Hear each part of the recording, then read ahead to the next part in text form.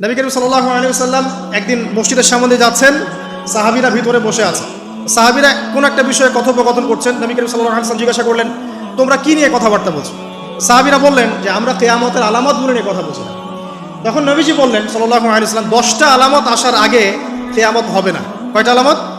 10টা। এই 10টা আসার আগ পর্যন্ত কিয়ামত হবে না, নিশ্চিন্ত থাকতে পারেন। কিন্তু এই 10টা কবে চলে আসবে এর কোনো গ্যারান্টি আছে? নাই। তার প্রথমটা হচ্ছে দাজ্জাল, মাসিহুদ দাজ্জাল মানুষের রূপে বের হবে। 2, ঈসা ইবনে মারইয়ামের আগমন। নবী ঈসা আলাইহিস সালাম আসবেন এবং তার হাতে দাজ্জাল নিহত হবে। কোথায় নিহত হবে সেটা বলে দেওয়া আছে, প্যালেস্টাইনের বাবেলুদ নামক জায়গায়, যে জায়গাটা অলরেডি প্রস্তুত। 3 নাম্বার হচ্ছে দাব্বাতুল আরদ, জমিন থেকে একটা অদ্ভুত প্রাণী বের হবে যে মানুষের সাথে কথাবার্তা বলবে। এটা হাদিসে আছে, কিন্তু তা আমরা এখন নিঃসন্দেহে 90% মানুষ বিশ্বাস করবে না। এবং যারা একটু বেশি চেতনাধারী তারা বলবে যে মোল্লা মুন্সিদের কথা শোনো, প্রাণী বলে আবার কথা বলবে। কিন্তু হ্যাঁ, এই কথাটাই যদি নাসা বলে, যে হ্যাঁ একটা প্রাণী আছে পৃথিবীর গভীরে, সে অচিরেই বের হবে এবং কথা বলবে, দেখবেন সবাই বিশ্বাস করছে। দেখেন চিন্তাগত শিরক, চিন্তাগত শিরকটা দেখেন। যখন আমরা ওইসব মিডিয়া থেকে কোনো কথা আসে আমরা নিশ্চিন্তে নির্দ্বিধায় বিশ্বাস করি।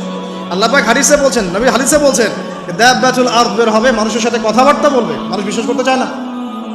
আর কি, ধোঁয়া দিয়ে আকাশ ছেয়ে যাবে, এবং এত বড় ধোঁয়া বিশ্ববাসী কখনো দেখে নাই। এখন অনেকে বলছেন, এখনকার আধুনিক স্কলার যারা, অনেক স্কলারের এটা মত, এটা কিন্তু হাদিসে নাই, তাদের মত হতে পারে যে একটা নিউক্লিয়ার এক্সপ্লোশন হবে।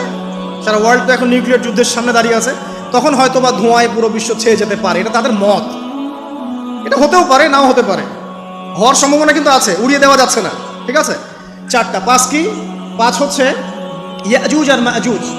ইয়াজুজ আর মাজুজ এই প্রকৃতি বের হবে, এরা কিন্তু আদম সন্তান, এবং তারা পৃথিবীর পানি খেয়ে শেষ করে ফেলে দিবে, মহাসাগরের পানি খেয়ে শেষ করে ফেলে দিবে। তারপর এই যে 6, 7, 8 এই 3টা হচ্ছে 3টা বড় বড় ভূমিকম্প, যেটা বলতে গিয়ে আমি যে আসবো। এই 3টা ভূমিকম্প এখনো আসা বাকি আছে। নবীজি বলেছেন একটা পৃথিবীর পূর্ব দিকে হবে। পূর্ব দিক কোন দিক? এই যে Indonesia, Malaysia, Bangladesh, Pakistan, Myanmar, আপনার শ্রীলঙ্কা, এই পুরো কন্টিনেন্ট পূর্ব দিক, পৃথিবীর পূর্ব দিক। কোন কান্ট্রি এটা তো বলা হয়নি, পূর্ব দিক বলা হয়েছে।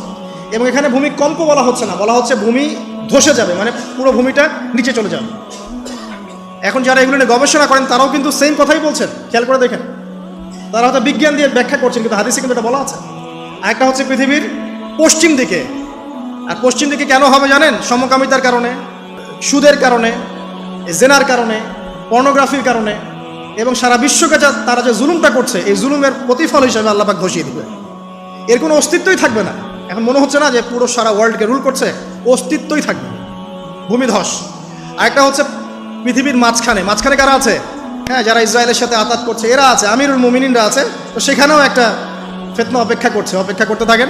তো এই কথাটা বলতে গিয়ে আমি এখানে এসেছি। পৃথিবীতে কিন্তু এখনো 3টা বড় বড় ভূমিকম্প বাকি আছে। আর সর্বশেষ আলামত হচ্ছে ইয়েমেন থেকে একটা আগুন বের হবে, বিশাল আগুন। এই আগুনটা মানব জাতিকে হাসরের মাঠের দিকে তাড়িয়ে নিয়ে যাবে। এই 10টা আলামত না আসা পর্যন্ত কিয়ামত হবে না। তবে এই 10টা আলামত আসার পটভূমি কিন্তু তৈরি হয়ে যাচ্ছে। এই যে শুআয়ব আলাইহিস সালামের কওমকে যে ভূমিকম্প দিয়ে ধ্বংস করা হলো, এই ভূমিকম্প কখন আসে?